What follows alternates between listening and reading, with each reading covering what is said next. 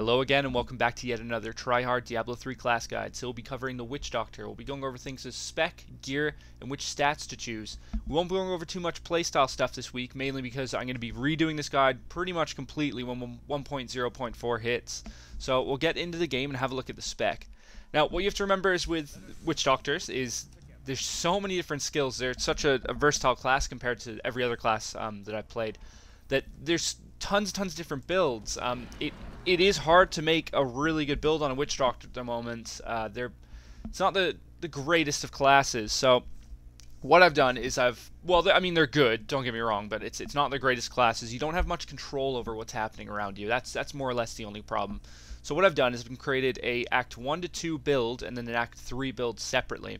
So this is the Act 1 to 2 build. This will get you through Acts 1 to 2 pretty easily once you learn how to kind of play with it. It is adjustable, and I'll go over how you can adjust it as well. So the first spell we're going to use, I know most of you probably know, Zombie Charger with Zombie Bears is crazy DPS. It's a really good spell. Extremely mana. It costs like a lot of mana, but it is good. So Zombie Charger, Zombie Bears, rune, does 236 weapon damage as poison to enemies in the area. Now this kind of, as you can see, it charges into a cone in front of you, and it hits a bit behind you as well, which can be annoying. It does take a little while to learn how to control this spell, but once you learn how to do it, it's a pretty insane damage. But it can be kind of unreliable sometimes. I'd say practice makes perfect. Practice makes perfect with this, so just keep at it and keep trying that to use it kind of efficiently. Once you learn how to use it, it's really good. Poison Darts is your secondary spell. Yes, I'm using two kind of main spells, and I'll explain why. Poison Dart with Splinter shoots 3 Poison Darts, 60% weapon damage each. So this is a really good far-range spell. You don't always want to be up in melee distance, which is Zombie Charger. So this kind of gives you a bit of versatility in terms of being up close and doing crazy DPS, and being far away and being able to pick off enemies. Poison Dart is not good for clearing trash at all. It's really bad for clearing trash. It hits one mob at a time. You easily get surrounded and killed using that. So Zombie Charge is what you use to really clear through trash. But yeah, you use both these against elite packs. They kind of go hand in hand.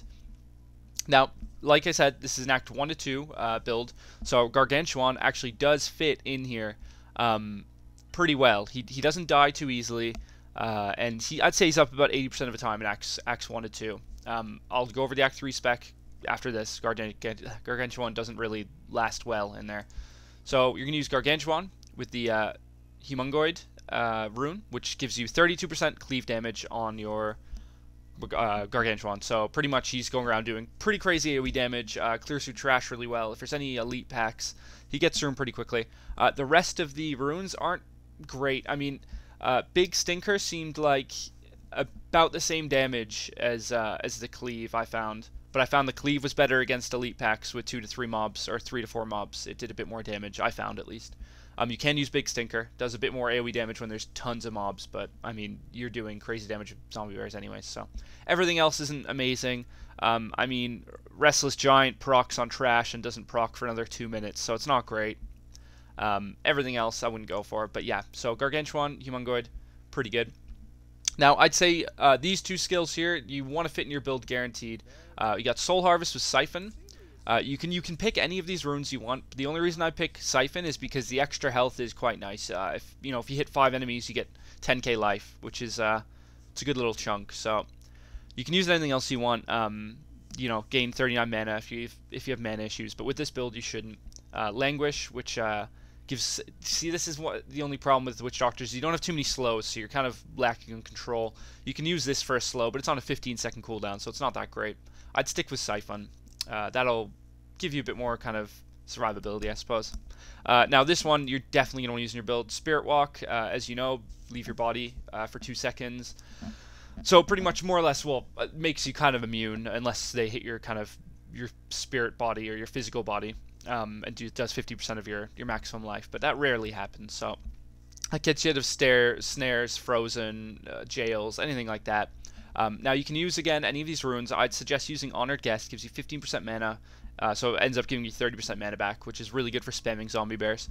The other ones are good. See, this was my favorite one until I started using Zombie Bears, mainly because of mana issues. But Jaunt, 3-second duration, gives you a lot more kind of versatility and moving around and survivability and getting away, things like that. Everything else is decent, but none of it's that great. Healing Journey's okay if you're dying a lot, but not the best. Now, Voodoo, you want to use Fetish Army with Fetish Ambush. Now this, well, you can use Fetish Ambush. There's a couple other ones. Fetish Ambush does 250% weapon damage as physical to any nearby enemies as they're summoned. So you get right in the Elite Pack's face, you know, click that, and it does crazy damage. I've had it just one-shot Elite Packs before. So that works out pretty well. If you're not using that, use the Legion of Daggers, which gives you 3 more fetishes. Kind of, if they're picking off your fetishes one by one, this gives you a bit more time of the enemies not attacking you and attacking your fetishes, because there's 3 more of them. The other ones are okay. Tiki Torches, 2 Casters, again, Headhunters, kind of same idea. But I'd stick with the 3 extra, just for a bit more survivability, if you're going to. Other than that, Fetish Ambush, 250% weapon damage is physical. Now, your passive skills, I definitely try to stick with these 3 with this build. Vision Quest is key. So anytime you have 4 more skills on cooldown, you get 300% mana regen. So pretty much, you have 4 cooldowns, which are, you know, one of them is long, 2 of them are pretty long, and then 2 of them are pretty short. So the key is to keep Fetish Army on cooldown, Gargantuan, and Spirit Walk and Soul Harvest as much as you can, and that'll keep your mana just flowing up completely. As you can see, you can just kind of spam zombie bears like that, and it works really well. And then your mana regen's crazy, so when you run out of mana, you just kind of poison dart a few times, and then zombie bears. Works out pretty well. But like I said, I think that's pretty key with Zombie Charger. I mean, even if you have really high mana regen on all of your gear, you still can't spam zombie bears, but with this you can. Pierce the Veil increases all damage by 20% and increases mana cost by 30%. It is a good trade-off. I know there's a bit of debate, but it does work out really well, especially with this build where you can spam zombie bears. It's a perfect trade-off, so I definitely use that. Combined with Jungle Fortitude, again for this build, since you're using Gargantuan for Acts 1 to 2, it reduces damage taken by him. Reduces damage taken by him by 20%, and also reduces damage taken to you by 20%, which I find pretty good. I mean, 20% reduced damage is pretty insane. I mean, if you don't have problems, you know, surviving, you can swap it for anything. Spirit Vessel is really nice. Reduces the cooldown of Spirit Walk, Soul Harvest by 2 seconds, and kind of makes so you can't die once every 90 seconds. Everything else is good. I mean, if you're not going to use Jungle Fortitude, I'd recommend using Gruesome Feast, which is my favorite. Gives you a bit of mana when you get health globes, and gives you 10% intelligence for 10 seconds, stacking 5 times. 50% intelligence can stack pretty high. But yeah, other than that, I'd recommend using those 3. So like I said, you can change the build as you want. I'd recommend keeping this. This is I've been testing builds for 2 weeks now solid, and this is the most solid spec that I've used so far in Acts 1 to 2. The problem, like I said before, I'm going to ramble on for a few seconds here, is Witch Doctors don't have much control over what's happening. They don't have a spammable slow. Grasp of the Dead is okay, but it's not as reliable as the other classes' slows, like, you know, Blizzard or Caltrops. Grasp of the Dead is a pretty nerf version of those, so you don't have too much control over what you're doing in terms of kiting, which is kind of crippling. I'm sure they're going to change that in patch 1.04. Wall of Zombies is good, but 25-second cooldown, so again, lack of control. So, like I said, I've tested some builds out. This is probably the most solid for Acts 1 to 2, so hopefully you guys get on with that. Let's move on to the Act 3 spec, and I'll show you what I've done there. Okay, so this spec is it's pretty similar to the Act 1 spec with a few changes. With this spec, you do have quite a bit more control. The reason why I didn't have as much control in my Act 1 spec and Act 2 is because you're actually relying on your Gargantuan to tank. So when he's tanking, you don't really need to kite or worry about running around or any of that. So with this, obviously you're not using Gargantuan, so you need to have a bit of control yourself. This spec works wonders. I mean, I've been pretty much just clearing it through Act 3 and 4 with pretty minimal deaths to this spec. It's probably the most control you'll get out of your Witch Doctor. Well, as close to as much control as you'll get.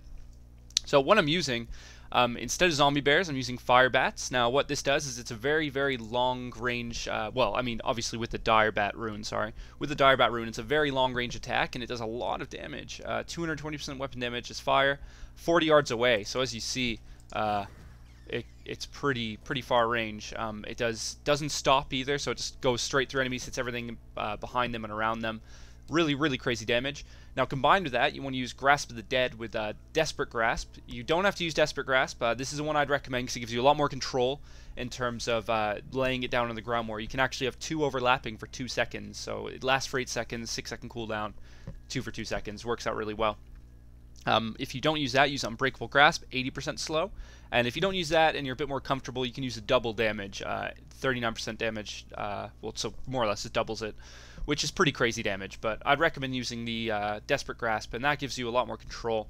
So obviously that's your kind of kiting spell, and then that's your long range spell. And this works really well. It clears through trash amazingly. It clears through elite packs. It's overall really well balanced.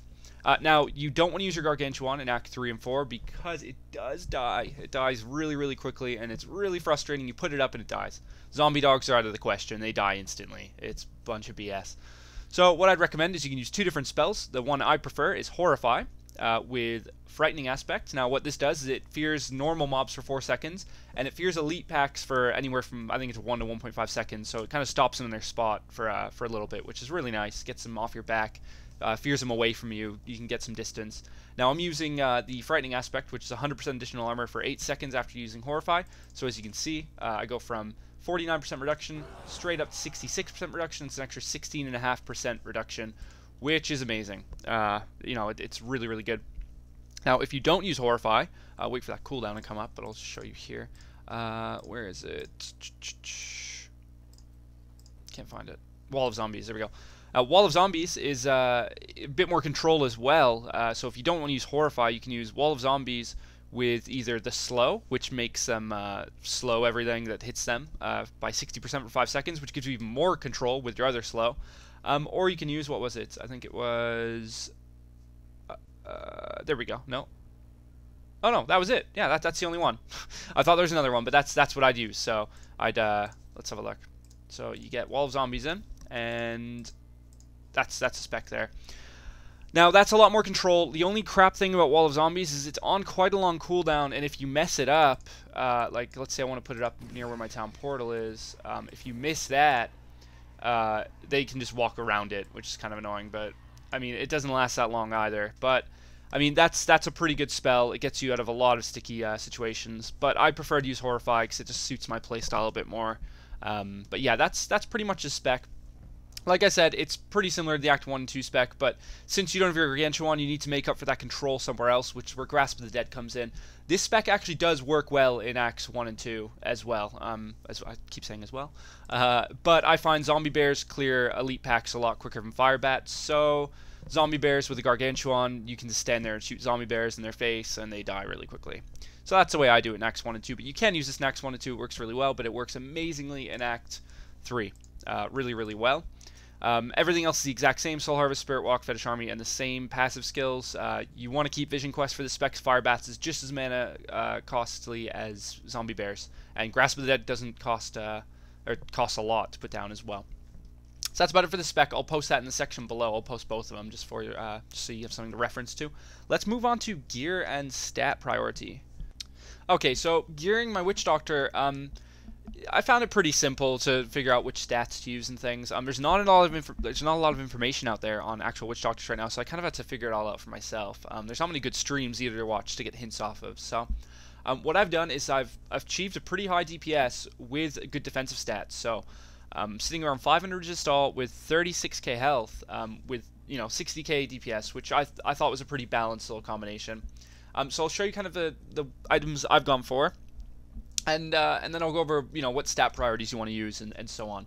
So I've gone for it's kind of lower DPS, 818 DPS, 110 vitality, attack speed because spears are slow, and then 86% crit damage with 90% damage gem in there. And then my offhand, I went for pretty high damage, some intelligence, vitality, mana regen, which I found a bit crucial, and then critical hit chance, which is necessary as well. Again, I'll go over why to choose all these stats afterwards. And then all my other gear, I've gone for a kind of higher intelligence combined with all resists and maybe an extra resist if I could afford it. So I've tried to balance out high vitality as well, life percentage, all resist. And I followed that through on all of my gear. As you can see, vitality, intelligence, all resist. That's just a crap helm, I don't know, just high DPS. Again, intelligence, vitality, and resistance follows on, and so forth. Now, in terms of stat priority, in terms of DPS priority, you want to use critical hit chance. Well, sorry, intellect and critical hit chance, critical hit damage, and then attack speed. Now, in terms of actually gearing out your Witch Doctor for DPS, I would actually recommend going for critical hit chance, and then I'd get some attack speed. I mean, I'm using a slower spear. Aim for something with 1.4 attacks per second, and then you're also going to want to get some attack speed on your gear. As you can see, I've gone for 13% on those two items. If I could have more, I would, but it costs a lot. Now, why I say that is because every single Witch Doctor attack has a really slow cast animation. Well, Zombie Bears does at least. So you find yourself trying to stutter step when you're kiting, and it's actually really hard to. So I'd recommend, again, intelligence, critical hit chance, and try to get some attack speed in there, then critical hit damage. So I'd aim for about 15% increased attack speed, maybe 10%, and try to keep a fast weapon. I have a spear, but that's just what I was stuck with, so can't really complain. Now, in terms of defensive stats, you're going to want to aim for about 30k vitality, or sorry, 30k life as a minimum. And then, I mean, 500 resist all seems to be pretty comfortable in Acts 1 to 2. In Act 3, some of the mobs do a lot of damage. So, Acts 1 to 2, in terms of stats, would go for, I'd say, 25k health, 400 to 500 resist all. And then in Act 3, I would go for anywhere from 650 resist all, possibly 700, to yeah, around there, and then about 36 to 40k health. Now, it does cost a lot to get these stats, but since you're going to take hits, you don't have much control. You kind of need to, you do need a bit of survivability, unfortunately.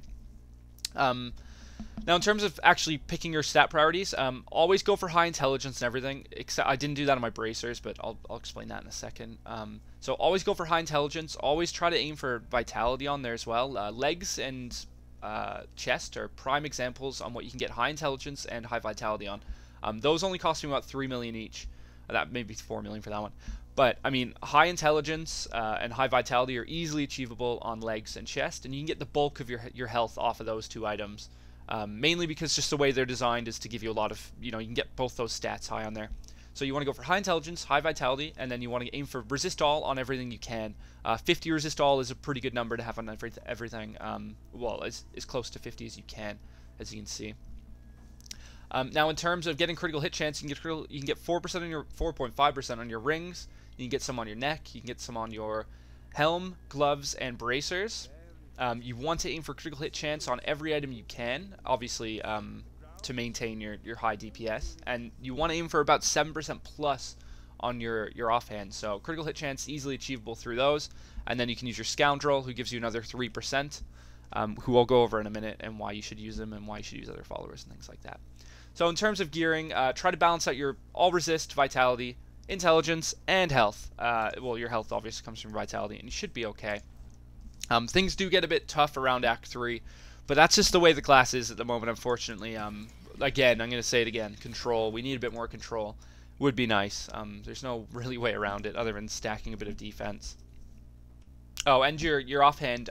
Okay, so I'll go over that really quick. Why I went for mana regen is it is nice to have a bit of mana regen on, even if you're using Vision Quest, it is nice to have at least one item with mana regen, because it does make a big difference. 11 mana per second makes a pretty huge difference. If you can get it on a couple items and you can get 30 mana MP5, go for it. I mean, you can't have too much, but it costs a lot to get on all of your items, maintaining other good stats.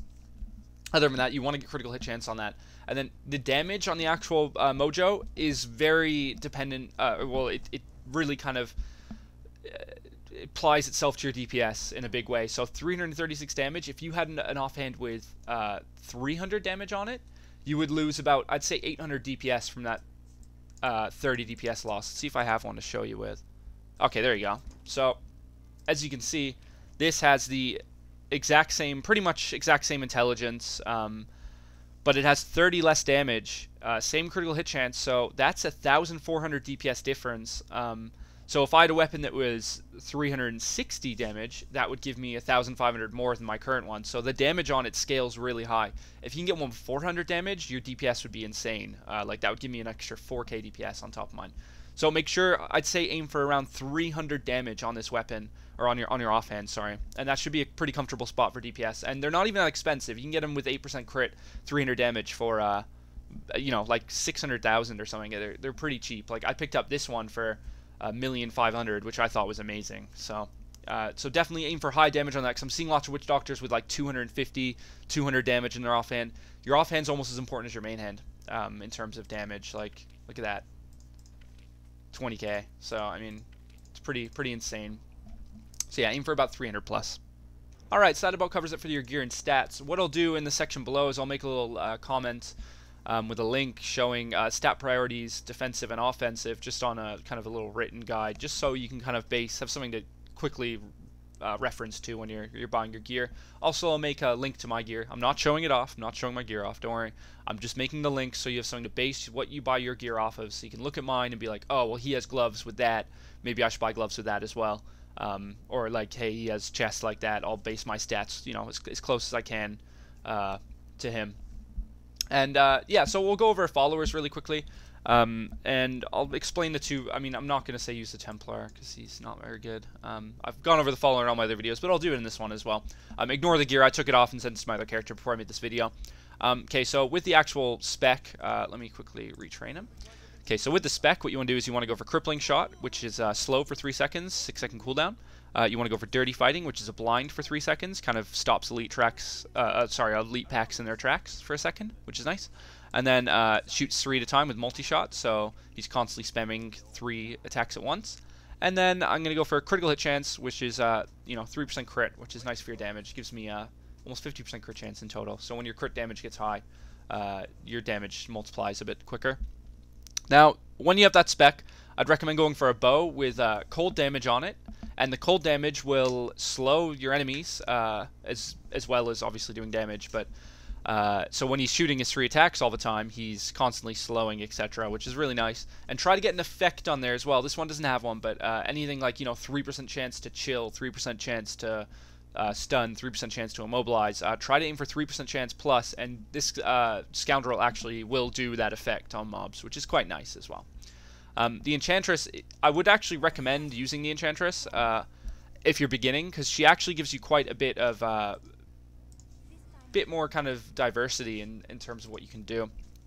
Okay, so go for Charm, which charms every 4 seconds, and then go for Powered Armor, which gives you 15% increased armor, which is really nice, and then attacks on you slow the enemies by 30% for 3 seconds, which is also nice for when you're kiting and things. And then you're going to want to go for Disorients, which is another kind of confuse. It'll make elite packs hit each other, like they'll probably get 1 melee attack off or something while they're confused, which is nice. And then you want to go Focus Mine, which is 3% increased attack speed, which again is better for kiting in terms of stutter stepping and things like that. So that's about it for the followers. I would recommend, like I said, for a beginner to use the Enchantress. You get a bit more survivability off the Empowered Armor, and it makes kiting a bit easier with the increased attack speed. When your crit damage gets high, swap to the Scoundrel. He adds a nice slow, and he gives you 3% critical hit chance. Alright, so that about covers it for the specs, the gear, and the follower. I kind of wanted to take a few minutes to actually talk about the Witch Doctor class as a whole, and how 1.04 will most likely affect it. Okay, so I've played every single class now. I've cleared Act 3, Act 4, Inferno, killed Diablo on every single class, and out of all of the classes, I'm not saying Witch Doctor is the worst, but I find Control to be pretty much everything you have in Diablo 3. I found Witch Doctors have the least control out of all the classes. I mean, your slow's okay, your main attacks are okay. I find you can get limited by mana quite often, even using the right mana setup. I can find, you know, you don't have enough things to... I mean, obviously Spirit Walk's amazing, Grasp of the Dead is okay, but, I mean, Wizards have a spammable CC, so do Demon Hunters. Demon Hunters have amazing spammable CCs, so in terms of how far a range class goes, the way they designed the Witch Doctor to be is to kind of hide behind your pets a bit, and if you weren't doing that, your dots are meant to be kind of heavy-hitting, so the fights wouldn't last long. But it turns out the dots aren't heavy-hitting, and the pets die instantly. So that's why there's been a lot of complaints about Witch Doctors not being good, because the way they designed them isn't working out. And it's not really, it's not playing out how they expected it to. So that's why they're not as good as you'd have hoped, I suppose. You can do well on them, just not as well as some of the other classes. Now 1.04, what they're going to do, in my opinion, well, I'm pretty sure they'll do, is they're going to add a lot more either survivability on the pets. They're going to pretty much double to triple the survivability on the pets. Maybe add a bit more damage. and just overall make them a bit more well-rounded, so you can kind of hide behind them is the way you were intended to do. Other than that, I mean, the damage spells are really good. The damage is insane you can pull off on a Witch Doctor, but you're trapped behind the resource. I mean, mana isn't... It's not a great, reliable resource. You can go out of mana. You're kind of forced to use Vision Quest. Even if you stack really, really high mana regen, you need Vision Quest to actually spam your really good attacks. Unless you want to stick with Poison Dart, but Poison Dart and Grasp of the Dead do not do enough damage to kill elite packs efficiently. So they'll probably change the mana cost on spells, and they're definitely going to do a huge revamp on the pets. I'd expect to see at least triple the survivability, which will give you a lot more control because you'll be sitting behind the pets, and they'll be tanking, and you'll actually be able to sit there and kind of do what you want with your mana and not have to worry about like constantly dying or stacking so much defensive stats or so on.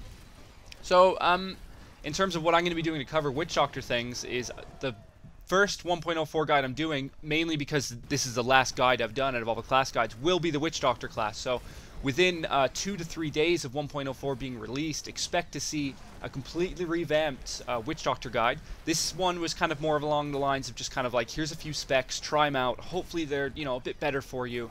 And, you know, it just kind of get you on the right path.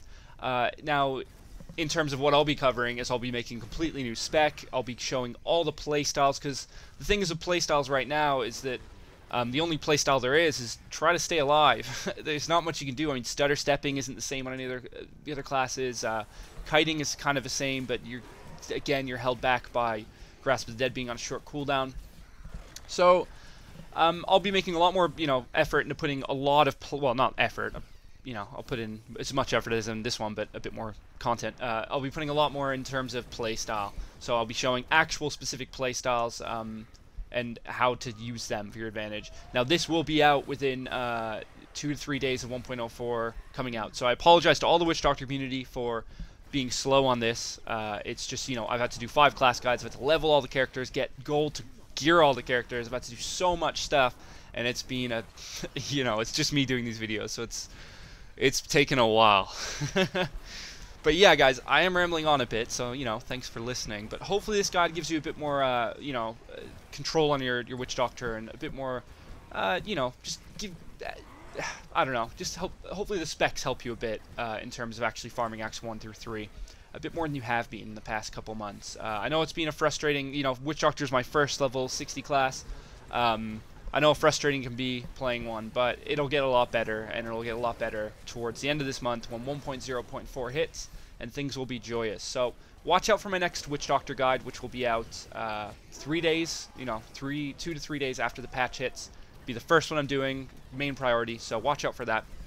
Thanks for watching, guys. I'll post some links to my other videos right here, so you can click on one of those. All my other guides are, you know, I have every single class guide now after this, so check those out. I have a couple other guides, and there's a lot more to come. I'm doing updated class guides for every single class.